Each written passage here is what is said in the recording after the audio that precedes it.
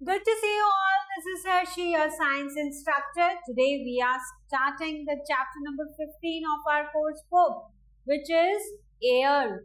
So can you see air?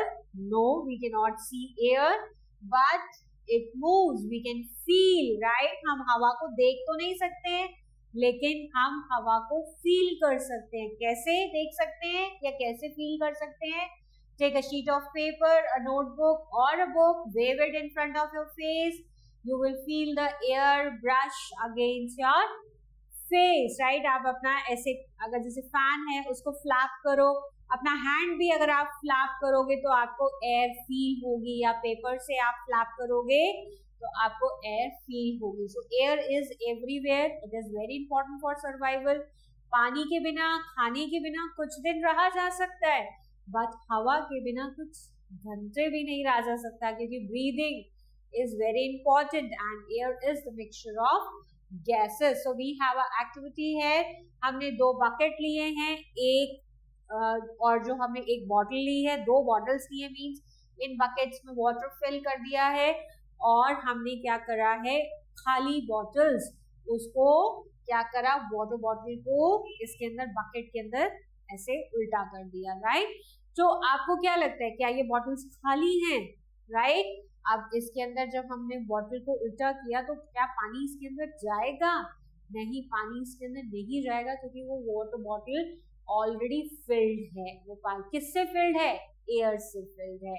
और जैसे ही हम इस बॉटल को थोड़ा सा टिल्ट करेंगे तो क्या होगा, उसमें से एयर बाहर आ जाएगी, वो आपको दिखेगी बबल्स की फॉर्म में, और फिर वाटर ऊपर चला जाएगा, यानी कि बॉटल के अंदर भर जाएगा. तो जो चीज हमें खाली दिखती है उसके अंदर भी हवा भरी हुई होती है. सो air is present everywhere. So this activity shows that air occupies space. हवा जो है वो जगह को घेरती है, ऑक्यूपाई करती है. ये हमने पढ़ा था प्रीवियस चैप्टर्स में, राइट? तो एयर क्या करती है, स्पेस को ऑक्यूपाई करती है, right? It fills all the space in the glass bottle. इस केस में ग्लास बॉटल के अंदर एयर फिल्ड थी. It is present everywhere around us. Air has no colour,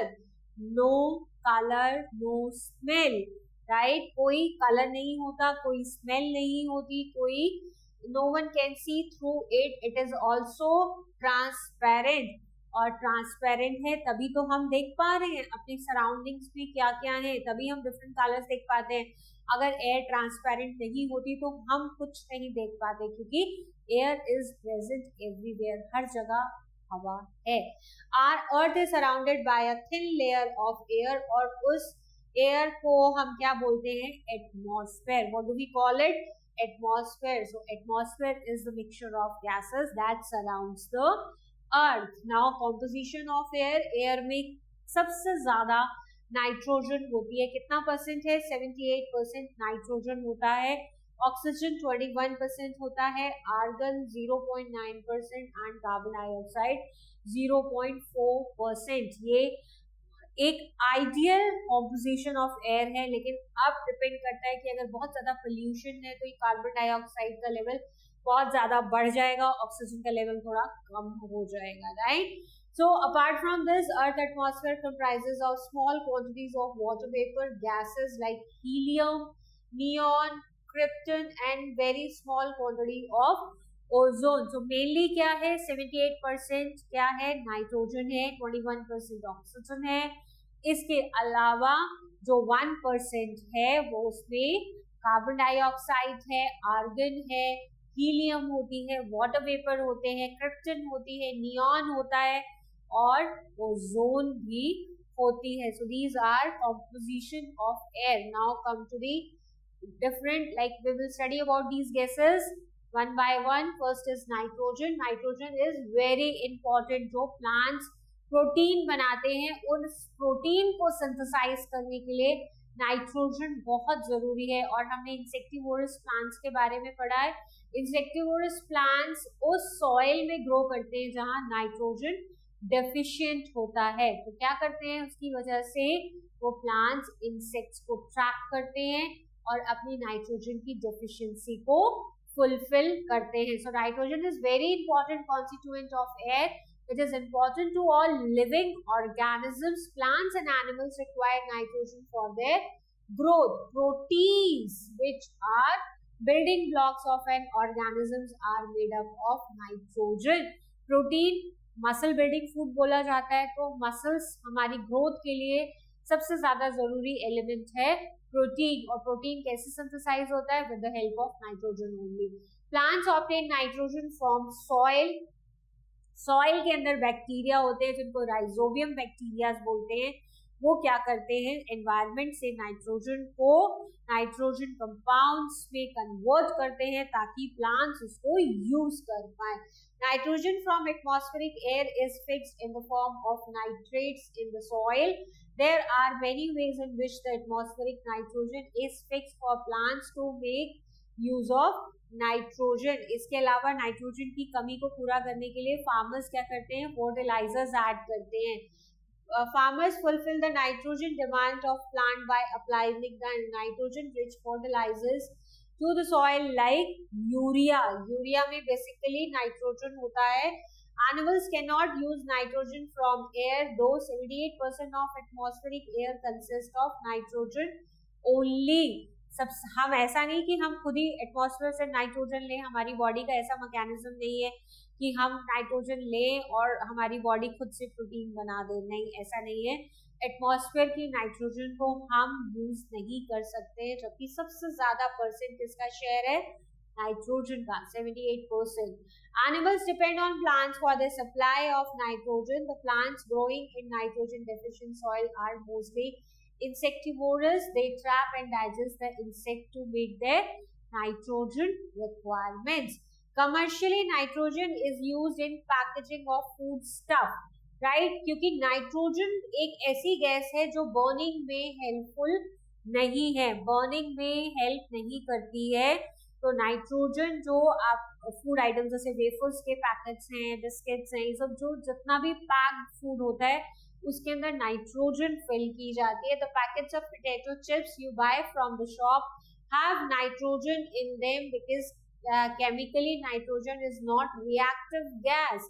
it helps to keep the packet inflated. आपके जो packets होते हैं वो आपने देखे होंगे ना, फूले फूले होते हैं. फूले फूले किस लिए होते हैं? क्योंकि उसके अंदर नाइट्रोजन फिल्ड होती है. And also prevents the growth of micro organisms which can spoil the food. So market से जो हम पैक फूड लेते हैं उसके अंदर नाइट्रोजन फिल्ड होता है, जिसकी वजह से वो पैकेट्स इन्फ्लेटेड होते हैं, जैसे आपके रैपर्स के पैकेट्स होते हैं, क्योंकि ये नॉन रिएक्टिव गैस होती है. Now come to the next constituent which is oxygen, जिसका कितना परसेंट शेयर है? 21% शेयर है हमारे एटमॉस्फेयर में, और ये हमारे लिए सर्वाइविंग गैस है. ऑक्सीजन के बिना सर्वाइवल पॉसिबल नहीं है. और प्लांट्स क्या करते हैं? कार्बन डाइऑक्साइड लेते हैं और ऑक्सीजन रिलीज करते हैं. तो हम ऑक्सीजन साइकिल डिस्कस करेंगे. As we all know, oxygen is the most important of all the gases present in air. It is required by both plants and animals. Children, photosynthesis में plants oxygen उनका by product है, यानी कि अपने आप बनता है और स्टोमेटा के थ्रू एटमॉस्फेयर में रिलीज होता है. बट जब फोटोसिंथेसिस नहीं हो रहा होता है, यानी एब्सेंस ऑफ सनलाइट है, उस टाइम पर प्लांट्स भी ऑक्सीजन इनहेल करते हैं एंड कार्बन डाइऑक्साइड एक्सहेल करते हैं, right? So respiration is the process that generate energy within the body to work. और प्लांट्स को भी लिविंग ऑर्गेनिजम्स हैं, तो उनको भी फूड चाहिए सर्वाइवल के लिए. वो फूड जो बनाते हैं वो सिंपल स्टार्च की फॉर्म में होता है और स्टोर होता है कॉम्प्लिकेटेड स्टार्च, राइट? ग्लूकोज की फॉर्म में बना और स्टार्च की फॉर्म में स्टोर हुआ. तो ग्लूकोज पहले वो अपने लिए यूज करते हैं क्योंकि उनको भी तो सर्वाइव करना है. अब उनके अंदर भी रेस्पिरेशन होता रहता है. रेस्पिरेशन प्रोसेस जैसे हमारे अंदर होता है, सिमिलरली प्लांट्स में भी होता है. और रेस्पिरेशन में क्या होता है? एनर्जी रिलीज होती है ताकि हम जी पाए और बाकी एक्टिविटीज कर पाए. सो ये एक केमिकल रिएक्शन दी हुई है. बेसिकली रेस्पिरेशन एक केमिकल रिएक्शन ही है. फूड प्लस ऑक्सीजन, जो खाना हमने खाया है उसके साथ जब ऑक्सीजन मिक्स होगी तो क्या होगा? एनर्जी रिलीज होगी, कार्बन डाइऑक्साइड बाय प्रोडक्ट बनता है, कार्बन डाइऑक्साइड एंड वाटर भी बनता है, और फिर कार्बन डाइऑक्साइड एक्सेल होता है. So energy is needed for growth and all kinds of activities, sitting, walking, running, sleeping etcetera. सब चीजों के लिए एनर्जी चाहिए. अगर एनर्जी नहीं होगी तो हम जी नहीं पाएंगे. सो बेसिकली हम फूड क्यों खाते हैं? For energy, for growth. So plants also require energy to make food, grow and maintain their shape. उनको भी तो ग्रो करना है ना. So oxygen is also required for combustion of fuels. It transport combustion. No fuel can burn in the absence of air containing oxygen. So oxygen, जैसे हमने nitrogen देखा, उसमें देखा कि ये नॉन रिएक्टिव गैस है, ये combustion को सपोर्ट नहीं करती है. combustion means आग लगना कहीं पर, और आग कब लगेगी? उसमें जहां पर ऑक्सीजन प्रेजेंट है. अगर ऑक्सीजन प्रेजेंट नहीं है तो कंबशन नहीं होगा, राइट. तो कंबशन कैसे, ऑक्सीजन कैसे हेल्पफुल है कंबशन में, ये इस एक्टिविटी के थ्रू हम समझ सकते हैं. हमने कैंडल ली, कैंडल को क्या करा, उसको लाइट अप किया और उसके ऊपर हमने एक टम्बलर को उल्टा कर दिया, राइट. अभी ये कैंडल जो है वो जल रही है. क्यों? क्योंकि इस टम्बलर के अंदर जितनी भी ऑक्सीजन है, हमने अभी पीछे देखा था कि हर खाली जगह में भी हवा होती है. तो हवा क्योंकि उस टम्बलर के अंदर थी, जितनी हवा थी यानी जितनी ऑक्सीजन थी, उतनी देर ये कैंडल जलेगी. और जब सारी ऑक्सीजन एग्जॉस्ट हो जाएगी तो क्या होगा, ये कैंडल बुझ जाएगी. So this shows that oxygen is must for combustion. Now come to the third constituent of the atmosphere, which is carbon dioxide. It is required by green plants. Green plants manufacture their food in the presence of carbon dioxide only. Photosynthesis, carbon dioxide से the atmosphere से carbon dioxide लेते हैं plants और फिर खाना बनाते हैं और ऑक्सीजन रिलीज करते हैं. Sunlight through the process of photosynthesis. The green colour of leaves किसकी वजह से होता है? क्लोरोफिल की वजह से. और क्लोरोफिल ही रिस्पॉन्सिबल है किसके लिए? सनलाइट को एब्जॉर्ब करने के लिए. सो क्लोरोफिल क्या करता है? सनलाइट को ट्रैप करता है और फोटोसिंथेसिस होता है. Because of the pigment called chlorophyll, the plant parts that are not green cannot manufacture their food. जैसे हमने बात की थी, जो कुछ प्लांट्स ऐसे होते हैं जिनका क्लोरोफिल प्रेजेंट नहीं होता है, तो क्या होता है, वो फूड नहीं बना पाते हैं. ठीक है. सो chlorophyll helps the plant parts to trap solar energy and fix the carbon present in carbon dioxide and glucose, right. So this is the carbon dioxide plus water.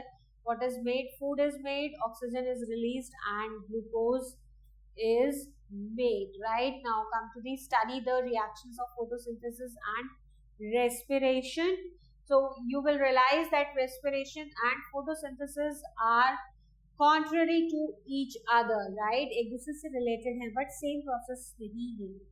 The carbon dioxide produced in respiration is used in photosynthesis and the products of photosynthesis, glucose and oxygen, are used in respiration. So हम क्या करते हैं, हम carbon dioxide निकालते हैं, exhale करते हैं, plants उसको यूज करते हैं और ऑक्सीजन देते हैं और फिर वो ऑक्सीजन हम यूज करते हैं.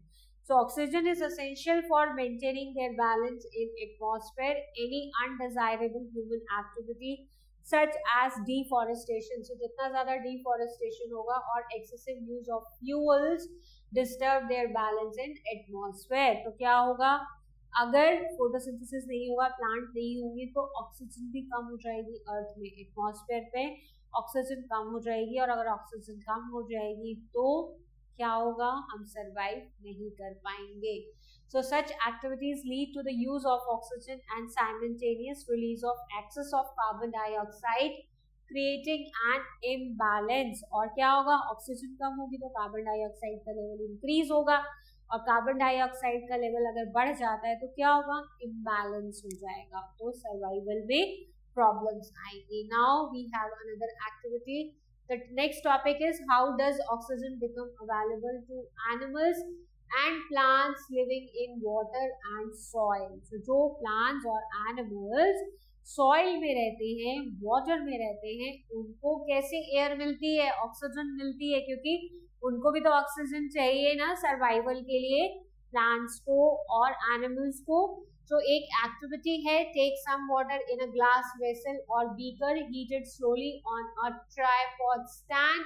वेल, एक स्टैंड पे हमने कंटेनर रखा, उसके अंदर पानी है, उसको हमने क्या किया, गर्म करने के लिए रखा. Well before the water begins to boil, look carefully at the inner surface of vessel. Do you see any tiny bubbles inside it? अब पानी अभी बॉयल नहीं हुआ है बट गर्म हो रहा है, राइट? गर्म हो रहा है तो आप देखोगे वेसल के अंदर छोटी छोटी आपकी वेसल की जो वॉल्स होती हैं, उस वॉल पे छोटी छोटी आपको वो मिलेंगी, छोटे छोटे बबल्स मिलना शुरू हो जाएंगे, right? So these bubbles come from the air dissolved in water. अब ये बबल्स कैसे फॉर्म हो रहे हैं? बबल्स फॉर्म हो रहे हैं क्योंकि पानी के अंदर क्या है, एयर है. पानी के अंदर एयर, ऑक्सीजन मिक्स हो जाती है, डिसॉल्व हो जाती है. कार्बन डाइऑक्साइड भी वाटर के अंदर डिसॉल्व हो जाती है, तभी तो हम कार्बोनेटेड वाटर पीते हैं. कौन सा है कार्बोनेटेड वाटर? Cold drinks. जितनी भी आप कोल्ड ड्रिंक्स पीते हैं, सॉफ्ट ड्रिंक्स होते हैं, उसके अंदर कार्बन डाइऑक्साइड होती है, उनके ऊपर लिखा भी होता है, you can see on the bottles, it is written that it is a carbonated water and it is not good for our health. So avoid drinking cold drinks, right? So these bubbles come from the air dissolved in air. When you heat the water, जब हम इसको गर्म करते हैं, to begin with the air dissolved it escapes. तो क्या होगा, पहले जब हम पानी को गर्म करना शुरू करेंगे तो उसके अंदर जो एयर होती है वो निकलती है, निकलने की वजह से bubbles form होते हैं. So you continue heating, the water itself turn into vapor and finally begins to boil. The organisms that live in soil also need oxygen to respire, isn't it? How do they get their air? Their need for respiration. तो जैसे क्या होगा, पहले पानी गर्म होना start हुआ तो वेसल के वॉल्स पर आपको बबल्स दिखेंगे और फिर धीरे धीरे करके और ज्यादा जब गर्म होगा तो वेपर्स बनने लगेंगे और फाइनली वाटर क्या होगा, बॉयल होना स्टार्ट हो जाएगा. सो बॉयल होना और ये जो बबल्स बनते हैं बिकॉज ऑफ दी एयर बनते हैं, right? So now balance of oxygen and carbon dioxide in nature. अब हम ऑक्सीजन साइकिल पढ़ेंगे. ऑक्सीजन साइकिल हम ऑलरेडी पढ़ चुके हैं, जैसे एनिमल्स हैं, ह्यूमंस हैं, हम लोग क्या करते हैं, ऑक्सीजन ब्रीद इन करते हैं and carbon dioxide breathe out करते हैं, राइट? अब ये कार्बन डाइऑक्साइड क्या होगा, प्लांट्स क्या करेंगे, इस कार्बन डाइऑक्साइड को लेंगे, एटमॉस्फेयर से फोटोसिंथेसिस करेंगे और क्या करेंगे, ऑक्सीजन रिलीज कर देंगे और फिर इस ऑक्सीजन को हम यूज करेंगे. So this is only the oxygen and carbon dioxide in nature. Now uses of air. Air के क्या क्या यूजेस हैं? The compressed air is used to fill the tubes of bicycles, automobiles and aeroplanes. जितने भी tyres होते हैं, cycle के tyre, car के टायर, ट्रक के, बसेस के, जितने भी व्हीकल्स होते हैं उनके टायर्स में क्या होता है, कंप्रेस्ड एयर फिल की जाती है. Now some drilling machines also use compressed air, like one used by dentists to drill a hole in the tooth. अगर आप बच्चों में से कोई बच्चा किसी डेंटिस्ट के पास गया है तो आपने देखा होगा डेंटिस्ट के पास एक ड्रिल, एक छोटी सी मशीन होती है, छोटी सी, जो क्या करते हैं, आपकी टीथ को ड्रिल करता है और उसके अंदर भी क्या फिल्ड होती है, कंप्रेस्ड एयर, राइट? वो कंप्रेस्ड एयर उस ड्रिल मशीन के अंदर फिल होती है. These days compressed air is used in braking system of automobiles or trains in place of hydraulic breakers. अब हाइड्रोलिक ब्रेकर्स नहीं होते हैं, अब कौन सी ब्रेक्स आती है, अब आती है कंप्रेस्ड एयर बेस्ड ब्रेक्स आने लगे हैं. अब जो ऑटोमोबाइल्स व्हीकल्स होते हैं, ट्रेन्स होती है, जो भी आपके कार्स और बाकी व्हीकल्स होते हैं, उनमें क्या होता है, उसमें कंप्रेस्ड एयर बेस्ड ब्रेक्स आने लगे हैं. The inert gases such as neon and argon, which are present in traces in atmospheric air, are also significant. These gases, being inert, are widely used to fill the electric lamps and other advertisement signs. Now helium, and the second lightest inert gas, is used to fill the weather balloons to forecast the forthcoming weather conditions. Next is propagation of sailboat depends on the speed and direction of wind. Wind की help से ही sailboat sail कर पाती हैं. These days people use gliding as an adventure. Gliding करते हैं. The speed and direction of gliders is also depend on the wind speed and direction. हवा की speed पर डिपेंड करती है क्या? Gliding. Wind, it is a form of storm, has some damaging effects as well. So blowing wind, जो blowing air होती है उसको wind बोलते हैं, और अगर बहुत ज्यादा strong है तो उसको वो क्या कहती है, वो distracting factors होती हैं. तो क्या होता है, ये damage करती हैं. The fast blowing air is called wind. It is useful in several ways. अब हमने देखेंगे इसके यूजेस अगर ब्लोइंग एयर है तो, और सॉरी विंड है. So dispersal of seeds. Seeds का डिस्पर्सल कैसे होता है? With the help of air और called wind. The seeds are disperse to distant places. अलग अलग जगह कैसे पहुंचते हैं seeds? With the help of wind. The wind is also responsible for dispersal of fruits and pollination. So pollination क्या होता है? जो pollen grains होते हैं उनका ट्रांसफर होना फीमेल पार्ट्स पर.